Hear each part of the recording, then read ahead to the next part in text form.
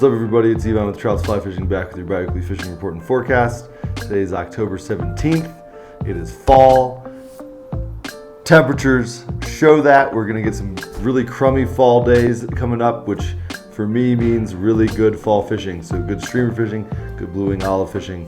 If you look at some of the forecasts for the upcoming days, Friday, Sunday, Monday, Thursday, following Monday, following Tuesday, you have episodes of usually there's going to be rain, snow, clouds, general overcast conditions, and that means blue wing olives are going to come out in force, and streamer fishing in the fall with clouds, the recipe for great success. So, good time to be out on the water. You just have to bundle up and be prepared, wear the appropriate gear and all that sort of stuff. So, let's talk about the tailwaters. So flows, Cheeseman Deckers 57, 11 mile 74, Dreamstream about 115. Getting into those the base flow period of the year where you're gonna sort of see those lower flows into fall, late fall, early winter, and as a result, generally sizing down your tippet is going to be a key to success, especially when nymphing. So, dropping 4, 5, and 6 on some of those tailwaters will be super effective, as long as you're not dealing with as long as you're not throwing streamers, which you can still do on some of those tailwaters. It's just at the lower flows, it's not going to be as productive. Generally, you're going to be using that smaller tippet. Fluorocarbon definitely recommended when you're fishing 4, 5, and 6 to selective fish. So the fish are going to be a little more selective, a little bit spookier, and being mindful about approach, trying to find feeders and feed those feeders is going to be appropriate. So making your first cast count. Fish are going to be a little bit more timid and not as ready to hang in there, and you get a couple drifts at them. So be aware of that. As a general rule, mornings, midges, afternoons, evenings, blue wings. The exception to that rule would be when it's overcast. Blue wings, you can see blue wings throughout the day, and usually when you find blue wings, you're going to find pods of risers. So that's obviously a positive thing, something I like. Flies I like throwing at those fish, the hackle stacker BWO, straight up parachute Adams, extended body blue wing olives, mole flies, straight up Baetis or blue wing olive dries, in the appropriate coloration will do the trick. 18s generally on the bigger side, and then you'll probably do 20s, 22s for the most part. Otherwise, it's going to be a subsurface nymphing game. RS2s, foam back emergers, Juju Baetis, midges are going to be playing a big role. So medallion midges,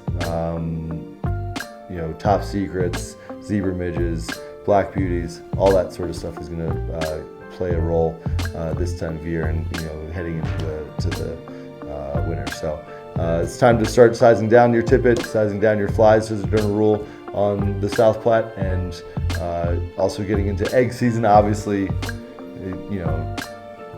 browns are spawning. You want to be wary of those things, but a lot of times rainbows will start gorging on those brown trout eggs. So through Cheeseman into Deckers, the 11 mile, you will find fish that are really, really eager to eat eggs. So orange eggs will work. Obviously, that's the color that brown trout eggs are. So orange eggs are always good. Can't throw chartreuse and some weird stuff, but orange eggs are always sort of a good starting point. Freestones, Eagles up a little bit, 84.2. Colorado's dropped a little bit down, but it's still above average at 1,070. Salidas jumped up a little bit to 271, and Roaring Fork is at about 612. So flows haven't taken a nosedive. We're seeing some really good flows on our freestones, and again, midges, blue wings, streamers are going to be the ticket. You can still throw hopper droppers, especially if you throw a longer leash or a longer length of tippet between your hopper and your first dropper. So if you were throwing 24 to 36, maybe throw 36 to 48. Those are super long droppers, but you can still get eats on hoppers, but they're going to start to trail out now quite a bit. So you're not going to see as many hopper eats, but it's better than throwing a bobber. It's a bobber that that can hook a fish, which is always good. So yeah, hopper dropper rigs. Otherwise, streamers, on these cloudy days, I think black does really well as a general rule, but don't be afraid to throw yellow, tan and brown. Creelex is one of my favorite flies to throw this time of year.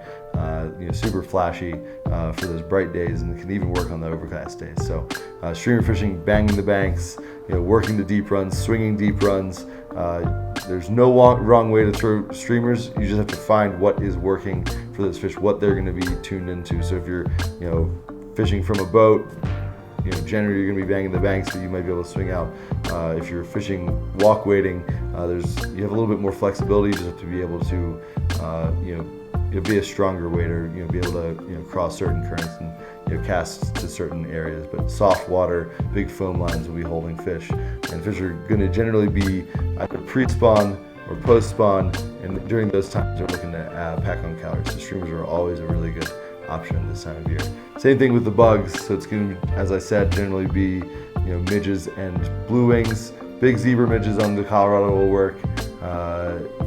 Blue wings, KGBs, 2-bit hookers, shot glass betas, foam back emergers, all will catch fish and put fish in the net. So while the temperature is coming down, with the upcoming weather coming through,